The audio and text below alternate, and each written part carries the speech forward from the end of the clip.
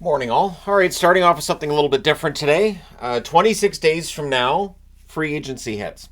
And while we have two teams that are getting ready for a Stanley Cup final and they're gearing up for whatever's going to happen in said final, 30 other general managers right now are trying to figure out their draft picks and who they're looking at and what their draft board's going to look like, and also looking at where their money's at and finances and all that for next season, which players they have to re-sign, who might be an interesting target from another team, without saying so publicly, because then that's considered to be tampering and it's not allowed. But either way, the salary cap is going up, so it's expected to hit 87.7 million. I don't think that's been 100% confirmed. One of the weird things with the National Hockey League is normally when they finally confirm, okay, here's where the salary cap's going to be, it's very, very soon, very close to July the 1st. And so, like, can you give them more warning than that? Like, I can't imagine as a general manager, you're trying to negotiate with players on what you think the salary cap's going to be for the following year, and there have been times where the salary cap ends up being lower than expected. But it should be 87.7 million this year, and the expectation is next year it's going to hit $92 million. So with all of that extra cap space, you would think general managers will be able to breathe a little bit easier and things will be all right. The problem is, when the salary cap goes up, players just make more money, and teams very often still end up with the exact same cap problems. Now, this year's UFAs, the top five, I think worth talking about a little bit. Sam Reinhart, huge run in the Stanley Cup playoff with Florida. He hasn't been as prominent in the Stanley Cup playoffs as he was during the regular season, but still, very, very solid numbers all around. And if they win a Stanley Cup, his asking price is probably going to go up for another team. Although word has it, Florida is probably going to have to take a little less than Barkov gets. And it might be maybe more than a little bit less, might be, significantly less than Barkov's cap hit. But it's hard to argue that because Reinhart has had an amazing season. Stamkos for Tampa Bay, of course, has never been anywhere but Tampa Bay in his career. And so we'll see if he sticks around. I would think that he does, although during the season we heard plenty of discussion about how he wasn't happy with the lack of discussions between himself and the team. Jake Gensel, Canes want to hold on to him. They want to do whatever they can to hold on to him. I would think that could happen. Marchessault in Vegas. I think Vegas would love to hold on to him. I don't see how they financially can do it. I just don't see how they can do it. Talbot. Talbot coming off of a pretty good year for the LA Kings. He's on the older side. Probably just gets a 1 or 2 year deal. But there are enough teams looking for goaltending that I think Talbot's going to be in demand a little bit. And then you got the restricted free agents, and this is where you get the guys who are really, really going to get paid. Raymond of Detroit really standing out. Sider of Detroit standing out as well. Those guys are going to make a ton of money, which is something to keep in mind when we get over to this side of the board. Then you got Jarvis, Mittelstadt, Byfield, Necas, Hronek, Luukkonen, and Jeremy Swayman in Boston. So Luukkonen, I think, is going to get a pretty decent bump on what he made last season. I think he's shown that he's an NHL goaltender. He's ready. Swayman's going to get a huge raise over what he was making. Jarvis, of course, good run for him with the Canes. While Carolina fell short, it wasn't Jarvis's fault. Jarvis was quite good throughout the playoffs. Mittelstadt really clicked with Colorado. Byfield had a breakthrough season with the LA Kings. There's more to give there as well. Necas, a lot of talk about Necas potentially having played his last game in Carolina and him being traded. That does seem like it's possible. Hronek, lots of discussion about whether or not the Canucks should keep Hronek, but I think they'll try. I think they'll try to hold on to Hronek, Zadorov, and Lindholm. Realistically, I think they probably hold on to one of the three, but we'll find out over the next few weeks here. And then next year, the UFA list is great. Why? Because we have between now and next June to get some of these guys signed, starting with Leon Draisaitl. So I mentioned about Reinhart, the Stanley Cup run. How much is Draisaitl's next contract going to be worth if the Edmonton Oilers win a Stanley Cup? If he's part of the first Canadian team to win a Stanley Cup since 1993, and he's a big driver of that, he's going to make a lot of money. Rantanen in Colorado, he's a 50-goal scorer. He's going to make some money too. Sidney Crosby, we know who Sidney Crosby is, what he can do, and even at this stage in his career, he's pretty darn good. Marner, of course, there's been discussions of whether or not he may end up being on the move, but it's going to be interesting to see how he performs this coming season, wherever that may be. It may end up still being in Toronto. He does have the no movement clause, but again, Toronto went to him and said, look, we'd like to trade you, his question probably would be where, not a response of, don't you guys know I have an NMC? And then you got Hedman. So you get Stamkos this summer, Hedman next summer. Hedman's on a pretty team-friendly contract, but he's also turning 35, so we'll see how that shakes down over the next 12 months. Brock Besser, you have a 40-goal season, do that right before your contract's up. It's not a contract year, but it's the year before a contract year, and it means this summer they could start negotiating with him, and he could be like, so I scored 40. Don't forget I scored 40. Address me as 40-goal scorer Brock Besser. Carter Verhaeghe, another member of that Florida Panthers team. Georgiev in Colorado is in his contract year. How much is he worth? Shesterkin, there's been talk about whether or not he might be worth $12 million because of where the salary cap's going to be, because of how much the percentage was, which Bobrovsky took for that $10 million from Florida. For Shesterkin, that would equal $12 million if he took the same percentage of salary cap monies. UC Saros and Linus Ullmark. So next summer is the summer of goaltenders, apparently, although I would expect that at least 2 of those goaltenders get signed during this season or before the season gets started, especially Saros in Nashville. I think they're going to want to hold on to him. And Shesterkin with the Rangers, I think you move heaven and earth to make sure he's sticking around. Restricted free agents next year, Jake Ottinger. So again, it's the summer of goaltenders. Otter had a nice run to the conference final for the second year in a row. That's going to mean a raise for him. Evan Bouchard in Edmonton.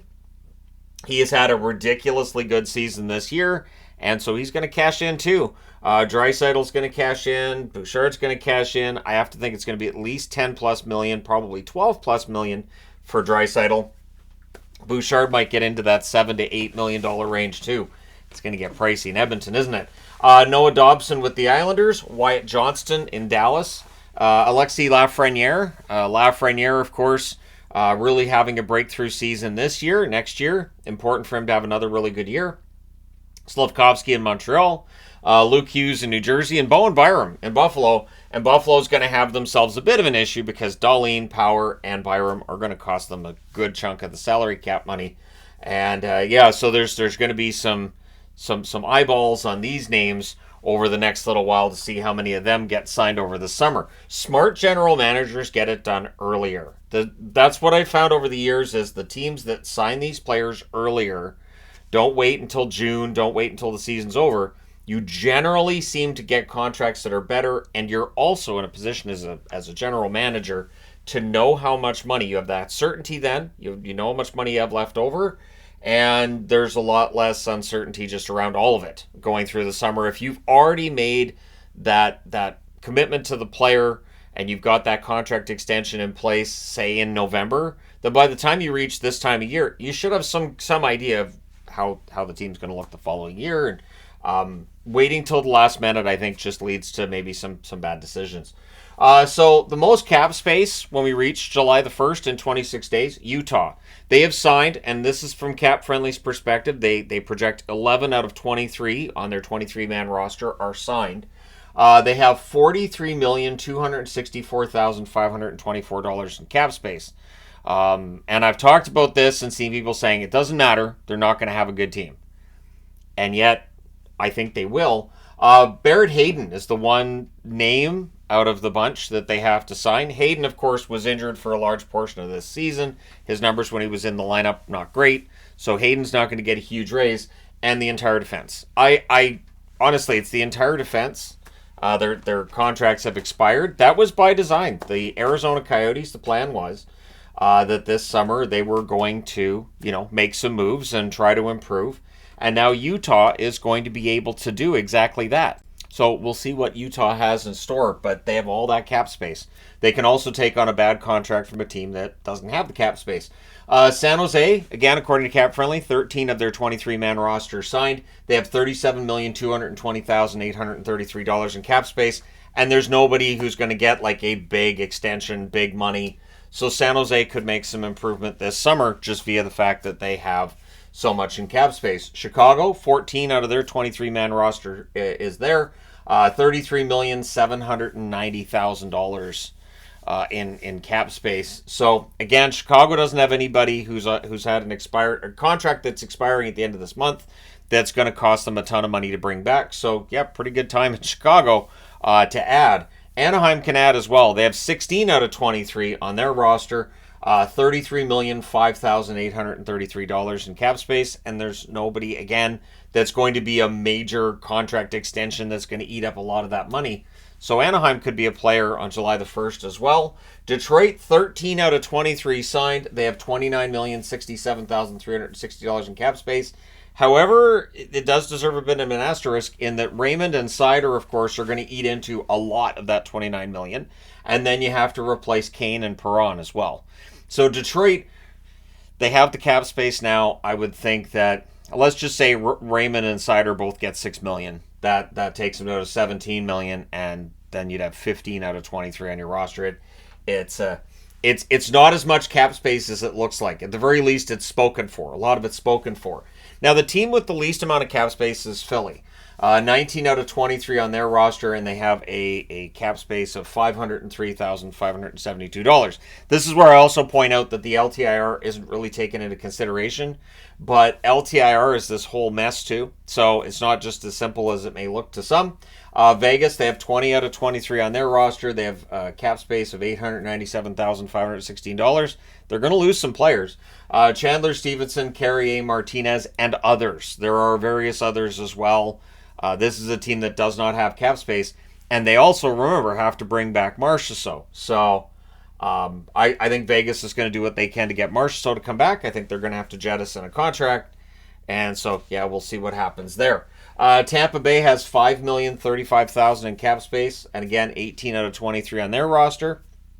Duclair is as close to a major name as I could find in terms of, so I didn't really put that up because I don't think Duclair gets a big raise or anything. And then for Minnesota, they have 19 out of 23 on their roster and a cap space of almost $6 million, $5,956,412.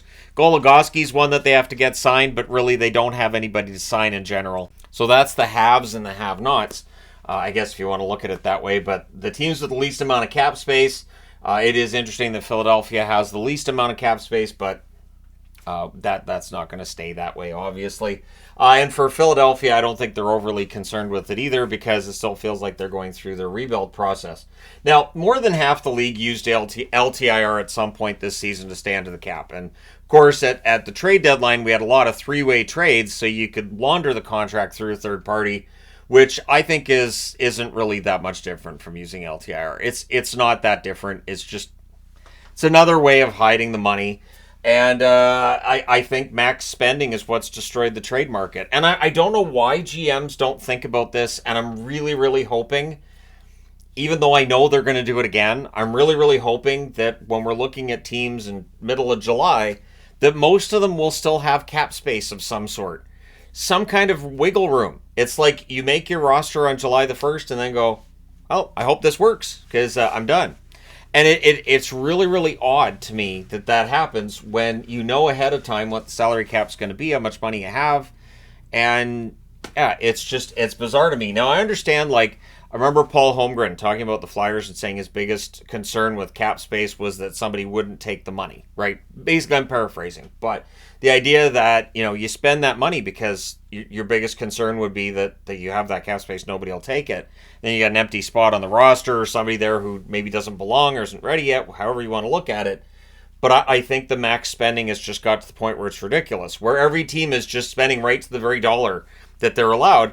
And then we get into November and December and teams are dealing with injuries and teams are dealing with going through really rough patches. And you see a GM standing there going, I don't know. I'd love to make a trade, but nobody has any cap space. So think ahead. It's so simple to think ahead. There are teams who have had cap space over the last couple of years and done pretty well. Nashville comes to mind as a team that wasn't at the cap ceiling this year and still made the playoffs. So it's not like you have to spend to the cap ceiling to make the playoffs. I understand that for some teams it's really difficult, but I think sometimes general managers, we've talked about with Vegas how they're not loyal to players as much as other teams, but I sometimes think teams are way too loyal to their players. where somebody's leaving and you're like, I don't want him to leave, but it's going to cost $11 million to keep him in cap space. I don't think he's worth that $11 million, and let him go. And you just don't see that. And I think you should see that a little bit more, where teams realize that cap space, I can use that $11 million to bring in potentially 2 players. And while I may not be happy about losing that guy that cost $11 million a year, I'm going to have at least a little bit more depth, and I'm going to have a little bit more wiggle room than I would have had if I'd given him what he wanted and what he ultimately got from another team, right? Players can make a maximum of 20% of the cap's top cap hit, so 20% of the $87.7 million. That can be the cap hit. Players never get anywhere near it. This is why I always find it funny when people talk about how greedy players are when they never get anywhere near the max. And I know people are going to answer with, well, if you get the max, then they can't fill out the rest of the team. Right, I'm just saying that it's not like players take like max cap hits and they're crippling their teams. And again, I think GMs have to weigh the cost benefit, and I don't think they always do that. I think that's why people criticize some of the GMs that they do, and I'm not going to bring up which GMs here. I know people may have an idea of who I'm alluding to, but at times general managers will give a guy $4 or $5 million a year and big long-term contract. You're thinking, why? And the reality is the GM's just going, well, I've got the money. Money's there. This gives me some certainty. I don't have to deal with that contract for a while. That makes sense. Yeah, I'll do that.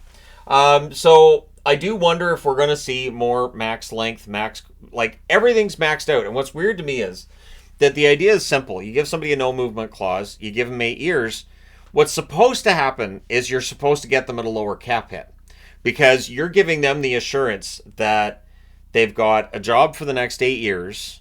They're not going to get traded. And if they do, it's going to be where they want, when they want. In return, you're making a little bit less money. But what I've seen with contracts over the last little while here seems to be max term, no movement clauses are being thrown around, and then they don't get that discount either. So it's like, so now it's a huge contract.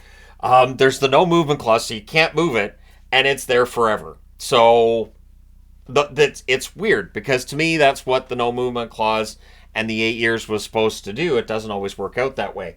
And I'm just wondering too, like when we get to July 1st, where does the bidding war take place? Who ends up getting too much money? Which player is going to get a big contract and a GM's going to immediately regret it? One that stands out to me is Marchessault, only because, so he gets the 40-plus goals in Vegas, sets a new goal-scoring record in Vegas. Or no, he's 1 goal short of William Karlsson's record. And, when you're a 40-goal scorer, you're going to get paid. I don't think Marchessault scores 40 goals anywhere else. I think he has this incredible affinity for Vegas, and I think that Vegas, it just works there. And I think if he was anywhere else, I think he'd probably be around 30 goals. 30 goals is fine, but if you're signing him as a 40-goal scorer and you're paying him for that 40 goals, and then he drops off, right? So that's one that stands out to me. Also, some of the Jake Guentzel stuff I hear, and this team wants him, and this, and I'm thinking, okay, I like Guentzel. Guentzel's a really good player. I hear that, and I think he's going to be really, really pricey if we get to July the 1st and he hasn't signed any sort of extension by then, or maybe his rights get traded somewhere and that team signs him. He could be looking at a very, very stuffed bank account on July the 1st. We're talking like, huge signing bonus, big money, a contract that can't be bought out because of the signing bonuses. When I say can't be bought out, you can buy it out, but you don't get the cap relief. So GMs generally don't buy them out. The only one I can think of is Bill Guerin. Bill Guerin did that. That's the only one I can think of that just took that hit and went, all right, well, we've got to buy this contract out. So we'll see what happens on July the 1st. Next year's UFA class, of course, is ridiculous, but this year's was ridiculous at this time last year as well. Some of those players just get re-signed. So who do you think is going to be smart on July the 1st? Here's my question for people viewing this video if you made it this far. Which general manager is going to be smart and save cap space? Will any of them be smart and save cap space? And if the answer is Barry Trotz again, I wouldn't necessarily be surprised. I also think Nashville lucked out in that I think they were in on some of the bidding wars and they just didn't get some of the players they wanted. So that's how you end up with the cap space. And which player do you think is going to get a contract that will be immediately regretted later? Which pending UFA they think he's going to make a lot of money, or maybe one of the RFAs on this list is going to get a huge, big contract, and it's not going to work. We do regularly see that. I think with the salary cap going up, I think we're going to see some pretty hefty contracts. So I guess I'll close it out with one last question. Have they learned their lesson? Have general managers learned their lesson over the last few years where nobody has any cap space and you can't make a trade when you need to?